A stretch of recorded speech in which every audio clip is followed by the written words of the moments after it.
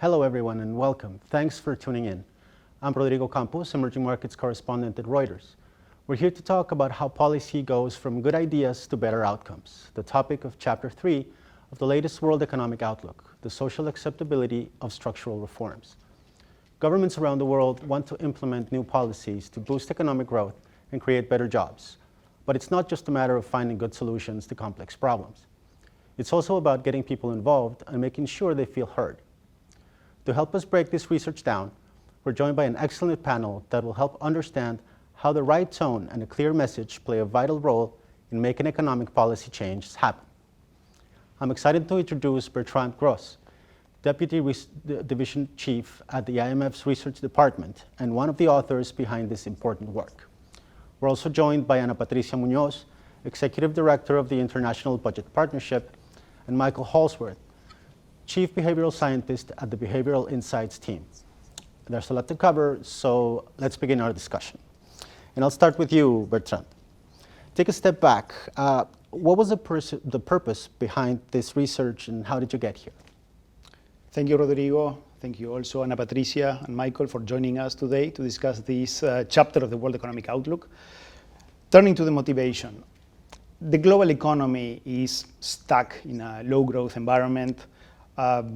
The world is bound to face important challenges going forward, and the policies that are needed at this juncture typically face a lot of social resistance to be implemented. So in our most recent projection for global growth, we had it at around 3%. That is the lowest in decades. And we have been marking down this projection since the global financial crisis. A low growth environment is hurtful. To start with, it affects the possibility of low-income countries to catch up with richer countries.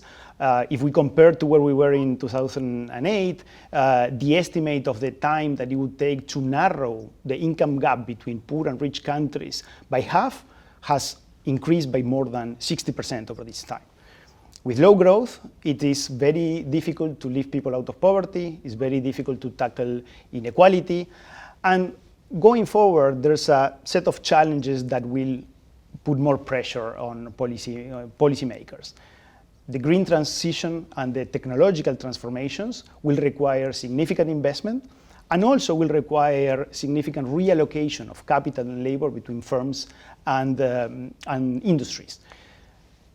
In this juncture, there's broad consensus that many economies need to take structural reforms to tackle both challenges, rekindle growth and prepare our economies to face these problems going forward. Let me do a parenthesis, what we mean by structural reforms, which may not be obvious.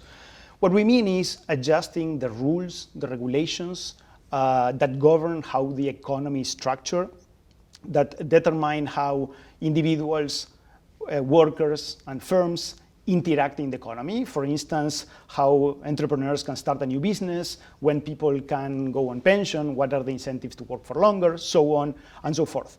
And several of these modifications can help boost productivity, boost labor force participation, and eventually boost growth.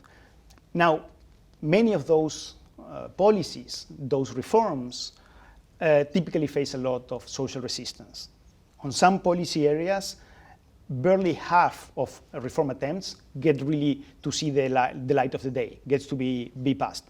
And if we look at the evidence of the last 15 years, we see that the pace of reform efforts has almost halved. It was reduced by one half. That happened in a context of increasing social discontent against, in general, but in particular against reform efforts. And that is not only important for passing reforms, it's also important for sustaining reforms. When reforms are passed in a context of conflictivity, resistance, they tend to be reversed down the road. So in the past, we put a lot of emphasis on studying what is the effect of structural reforms on employment, investment, growth, both in the short term and the medium term. Now we thought it was the time to look at what explains resistance to reforms and what can policymakers do to unlock this problem. And just to conclude, and as a teaser, let me tell you that we do find that certain tools and strategies that can help policymakers gain support for reforms and advance the agendas that are crucial at this time. Thank you. Ana Patricia, You've worked closely with civil society organizations. You've seen firsthand how many governments attempt to pass reforms. Why is it so difficult? Thank you for the invitation. It's great to be here, and congratulations for the great chapter. I think it's so important to think about implementation and not only formulation and the technical aspects of it. And I have to say that I took this personally, in part because I'm from Ecuador. I live in Ecuador, and we're having now power outages of about 12 hours, 10 hours a day. So as I was reading the chapter, I was thinking, what can be done? And part of the one of the policies that are studied in the chapter, I don't want to give everything away, is related to the energy sector. But it's also personal because at the International Budget Partnership, we work exactly on that. How can civil society and policymakers work together to make sure that the government raises and spends public resources in an equitable and efficient manner? And so, of course, this is very complex, but if I may, I can offer 6 or 8 possible explanations. And some of them are already actually highlighted in the chapter. The first one is about trust. What we find at IBP, for example, that there's a big problem of budget credibility, which is that even after governments approve a budget, there is an underspend of 14% in social sectors. Of course, this is for many reasons, but consistently showing society that even the things that the government said is going to do, it doesn't fulfill. It is a structural problem, so lack of trust. The second one is that many times, and so surprisingly, policymakers don't take into account the political context. I would say that the political economy analysis may be even more important than the technical analysis of the structural reforms that Bertrand is already mentioning.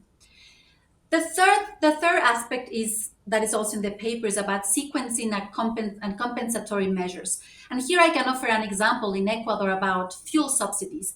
There have been a myriad of studies from multilaterals and academic institutions showing that fuel subsidies in the case of Ecuador were regressive, but it became almost impossible to make a reform. And when a reform happened all of a sudden without a social consensus, that ended up resulting in a social unrest that had long-term consequences. So reading the context and involving the communities is very important.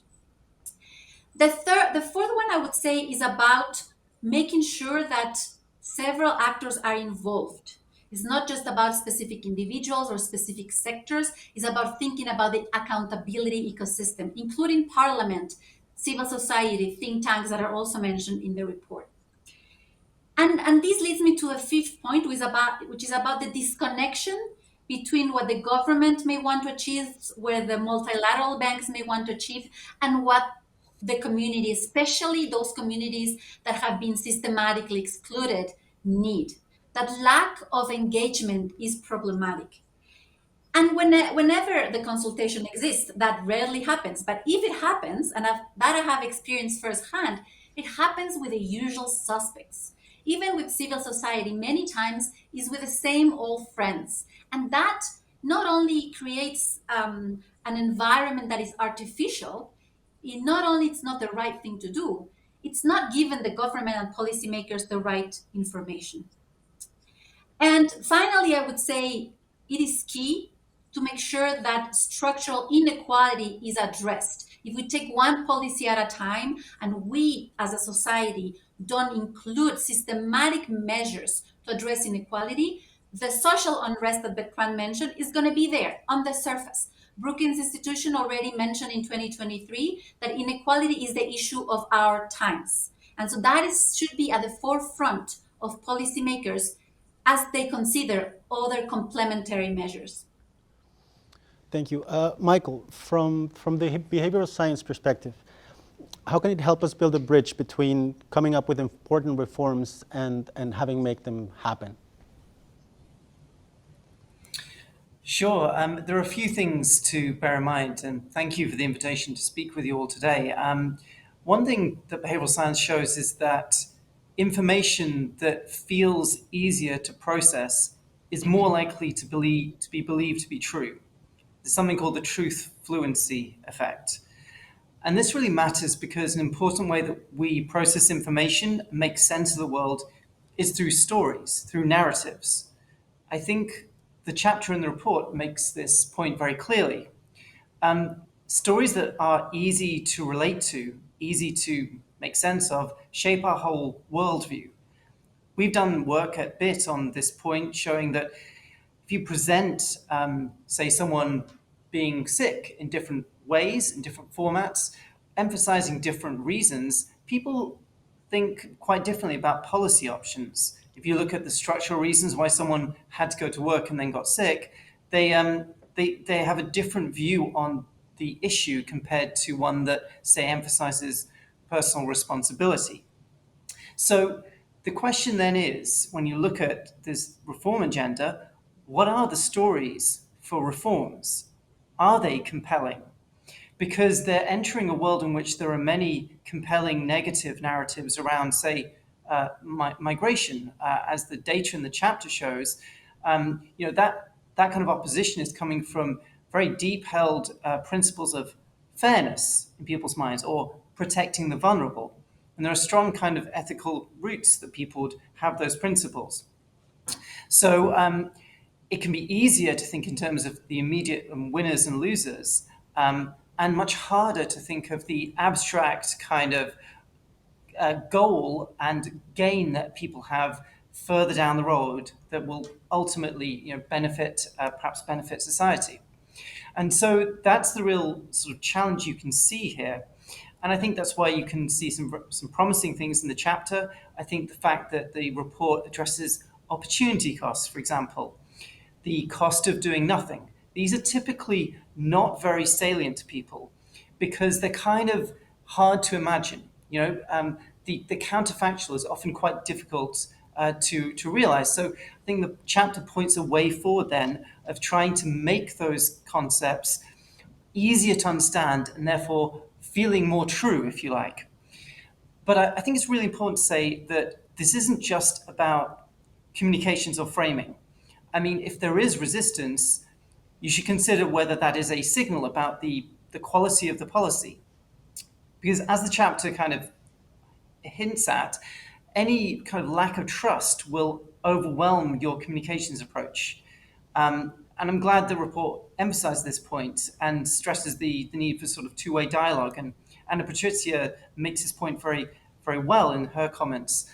We've seen in our own work that deliberative forums, and we've done this in multiple countries, can really help you get to a better policy. And also, it can also produce feelings of procedural justice, where even if people don't agree with the outcome, they accept it because they feel that the process was a good one. But it's not just a question of acceptance. This input can make the policy better. And I think what the chapter shows is quite often these are basic aspects of doing policy better, getting that kind of engagement. And the final point I'd make is that behavioral science can show how there can be biases in the policymaking process itself, in the way government is acting and thinking about its plans. Governments can tend to overestimate the extent to which citizens agree with them. We call this the illusion of similarity. Governments can be overconfident in people's willingness or acceptance of policies. And that overconfidence can be corrected through different institutional setups and different practices. And I think that offers a really resilient way forward to thinking about reforms and their implementation. Thank you, Bertrand. Maybe they teased some of this, but there's a lot of research in the chapter. Talk us through the key findings. Sure, thank you, Rodrigo. Let me start by what we found in terms of what explains resistance.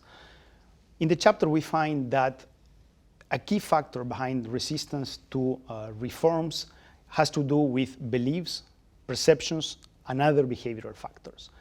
It explains more than 80% of the variability in support among more than 20,000 individuals that we surveyed in 6 different countries, covering both advanced countries, but also emerging market economies, and covering very different types of policies, from reforms in the electricity and telecommunication sector to improve private participation and competition, something Ana Patricia alluded to policies to better integrate foreign workers in domestic labor markets, something that also Michael mentioned. A key result there is that information and perceptions about the policies themselves is the key predictor of variabilities in support.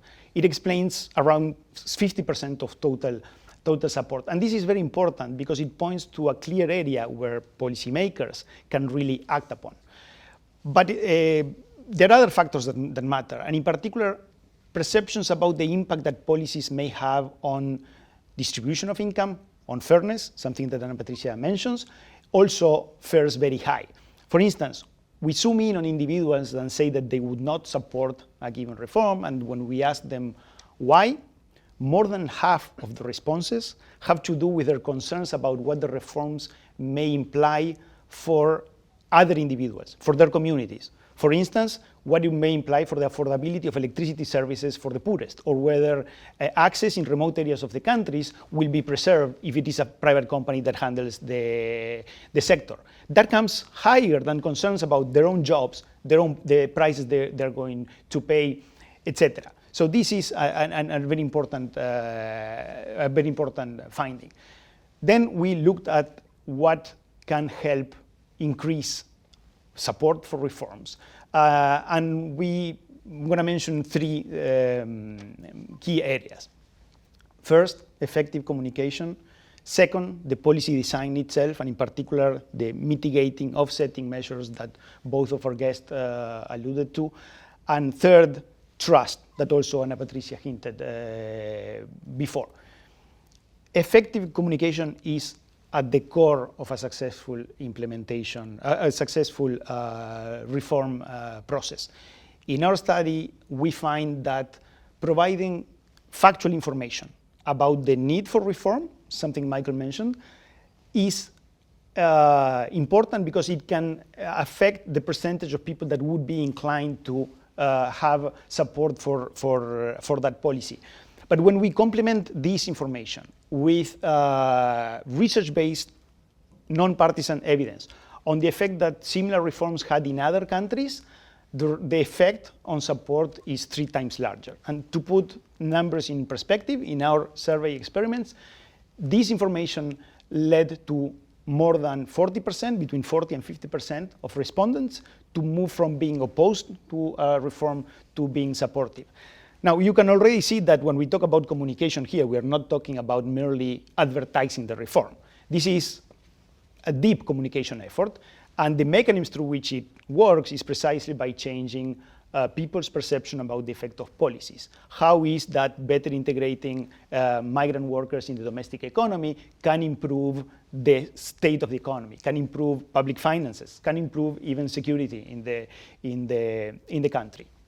Now, effective communication needs to build on a solid policy design, cannot substitute for a solid policy design. And there, it's important to recognize that reforms may hurt some groups, and it's important that the reforms include offsetting measures or mitigating measures that can compensate those that are affected. In our study, when we follow up on those that initially indicated that they would not support any of these reforms, and we ask what are their concerns, and then we ask, would you instead support the policy if it came with certain measures that address their own concerns? We find that 50 to 80% actually would be willing to consider, to have a positive view on the reform. Those measures can include, for instance, having social tariffs so that the poorest households in the country can always have access to essential services like electricity that Ana Patricia mentioned. Now, third point, trust. Trust is essential in both of these previous pillars, both the message, but the messenger needs to be trusted. We do find that there is a group of individuals that we ask about these reforms that would not support the initiative, even if they are informed about what is at stake. even if they are informed about how policies work, and even if they are promised measures that can address their concerns.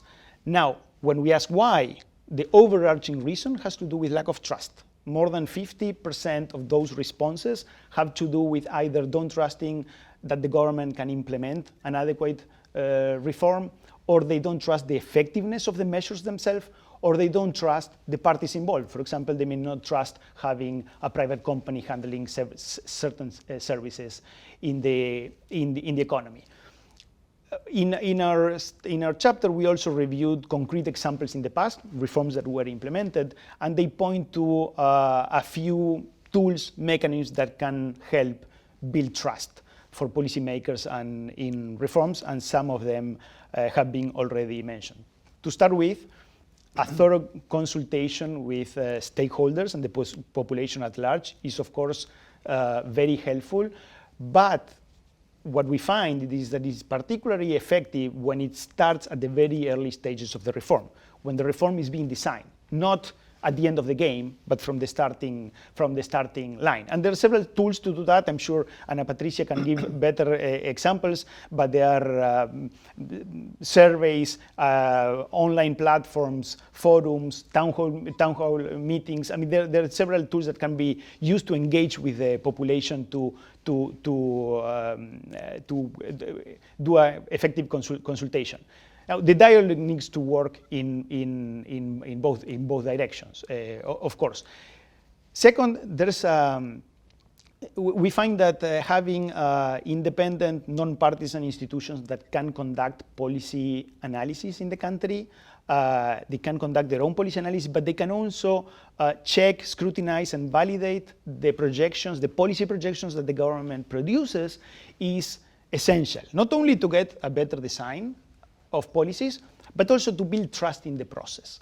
And finally, then a third element that I would flag is that reforms to tackle governance and corruption vulnerabilities are key. In many countries, if we don't tackle perceptions about corruption in the economy, we won't be able to have the trust in the institutions that at the end of the day are the ones that need to implement the reforms on the ground.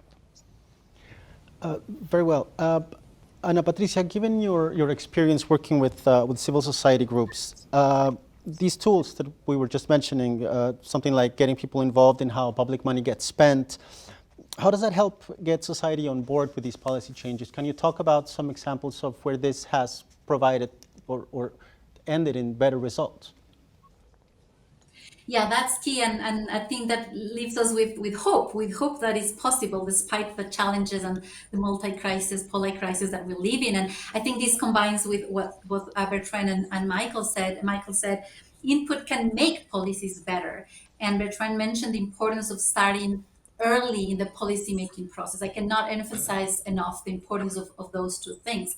And I would say, before I get to some examples of what we've seen work, even conceptually, I think we have to move from information to transparency to real accountability, and from accountability to transformation. We need to move from information to co-creation. We need to move from systems that are separate, for example, the public financial management system, to a more systematic view of the entire public resource governance system.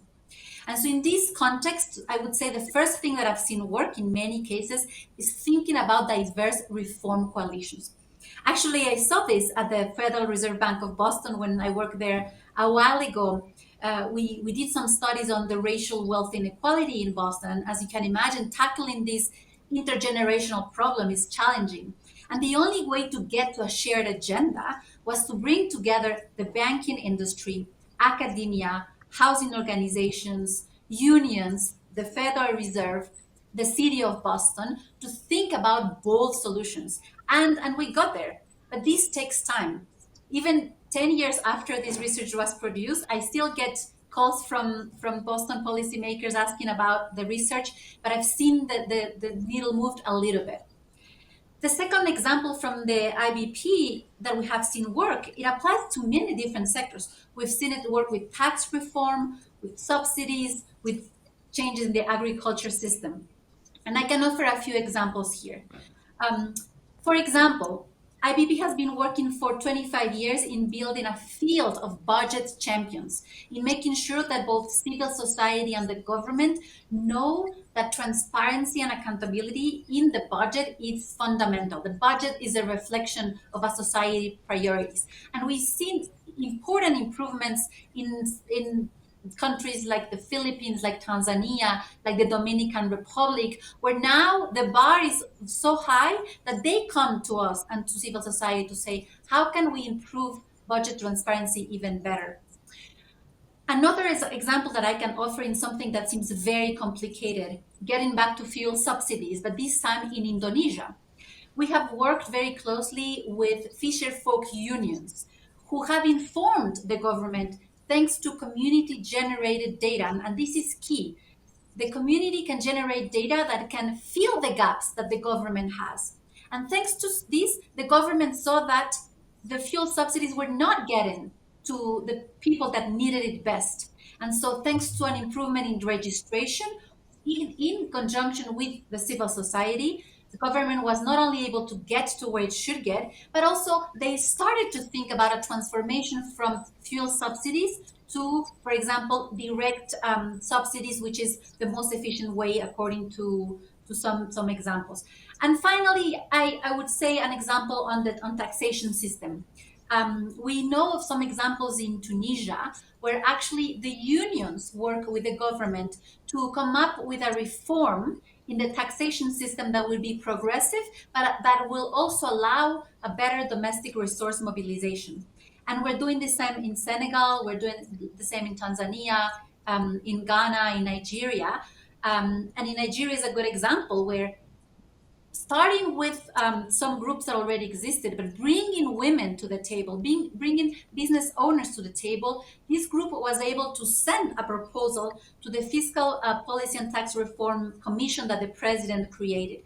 So these are a couple of examples that I can offer with, I guess, the backbone of these diverse reform coalitions. But for this, and this is maybe the last thing I would say, it is very important to make sure that civil society, that those independent think tanks, that academia, and that institutions that are independent exist. And that doesn't happen overnight. There is need to be investments, and there needs to be respect so that those participation spaces are meaningful, because otherwise people notice very quickly that this is just a tick in the box exercise, or whether this is a meaningful process that is going to be sustained over time. For sure, and we were talking about the importance of trust. Michael, how can we use what we know about human behavior in building this trust and get people to trust new policies? Do you have any real world examples of when you've seen this approach work to fight misinformation and help build trust? Yeah, so one thing to talk about is the way that institutions communicate. So we worked with the Bank of England to change the way that it presented information to the public. They have this thing called the Monetary Policy Report, which gives information about things like inflation, other economic indicators. And we worked with the bank to come up with different ways of presenting this. One, simplifying the language a lot, presenting things visually rather than just verbally, and also making the information relatable to people's lives. So, the impact of a certain level of inflation or the exchange rate on the impact of what things will cost abroad if you're going away on a trip. Making that kind of real for people rather than it being an abstract economic concept. And we tested these different options, these different ways of presenting the information to see whether it improved people's comprehension and trust. Comprehension we measured by asking people questions afterwards about the information to see if they could answer them correctly so that they'd understood. And trust in terms of, asking, imagine if someone's looking for trustworthy information about the economy, how would you rate the website you've just seen? And what we found was that the simpler versions increased trust and comprehension. But what really increased things further was this relatable content. So simplification and visuals can do something, but the active ingredient, if you like, was connecting it to people's everyday lives. And that increased comprehension scores by 20%, for example, in terms of whether people got the scores right. So I think there's a real opportunity for institutions to move away from maybe traditional ways of conceiving what they do, in terms of reporting, and more towards persuading. And I think we've seen that already in some central banks, and for example, the Federal Reserve knows the way it talks influence markets. But I feel like there's a lot more that can be done there, using insights from behavioral science to increase trust and comprehension of what is trying to be achieved here. In terms of, you mentioned misinformation. I mean, there are some pretty feasible ways of decreasing sharing of misinformation and trust in misinformation. One thing to note is that people are generally pretty overconfident in terms of whether they think they can detect misinformation. They think other people are much kind of worse than they are at noting it. But there are some things you can do just around introducing pauses, even short ones, before deciding whether a news item or a narrative is truthful or not. That can reduce beliefs in sort of misinformation, and also sharing of misinformation, kind of moments of consideration. And various studies have shown that if you help people develop kind of tips for thinking through the veracity of information, that actually is both usable and scalable, and reduces sharing of misinformation. So it's things like checking the source, or looking at the date, or being skeptical of the headline different from the content. Is it a joke? These kind of things. The data and the evidence suggests that can actually reduce beliefs in misinformation. So there are things we can do, and they really go to understanding how people are feeling and thinking about the information, and working really hard to make sure you are tailoring information in ways that people process it, and that helping them decide themselves what sources they should trust. Bertrand, back to you. You're an insider here at the IMF. How does the fund engage with all of these different actors, the academics, the civil society, lawmakers, students? And how do you see your research affecting that approach? Thanks, Rodrigo. I recognize that it may not be the most obvious thing how the fund relates with the civil society, given that typically our counterparts tend to be government officials, central banks, Ministry of Finance, etc. But the fund truly values the interaction with civil society and learns from it, and it does so in different ways. From a multilateral point of view, let me flag a few elements. For instance, we are about to start the annual meetings in a few days. In every instance, in every of the spring annual meetings, the fund organizes a policy forum with civil society organizations, and this year we are expecting more than 250 organizations from around the world to participate. There's also a dedicated instance of debate with parliamentarians. That's an event that is co-hosted with the World Bank. But outside of the meetings, our management has regular interactions at the multilateral level with representatives from trade unions, academia, youth organizations, etc. The fund also opens up for public consultation on certain occasions when it is reviewing some of its policies. For instance, some time ago, there was a review of the framework to tackle problems of anti-money laundering and the financing of terrorism. It's part of our governance agenda that we conduct with countries. And when that policy was reviewed, it was opened up to consultation with the civil society. At the country level, our teams engage with the civil society both in surveillance cases, when we do our Article 4 consultations, and in program context. And when we review the way we operate,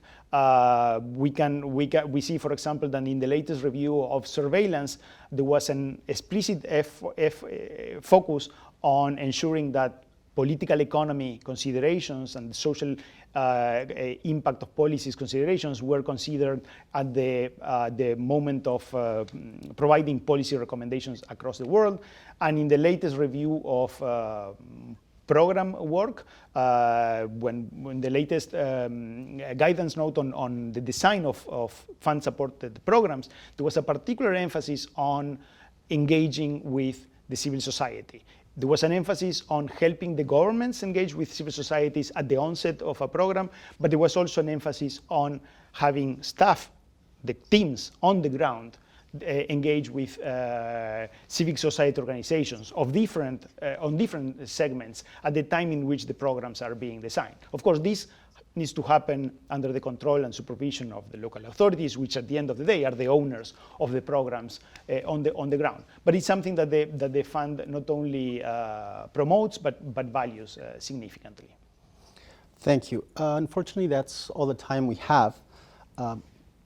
Thank you to our panelists for sharing their valuable insights, and thank you, our audience, for joining us in this important conversation. If you'd like to learn more about the findings in Chapter 3 of the World Economic Outlook, the social acceptability of structural reforms, please visit imf.org. There you can access the full report and additional resources.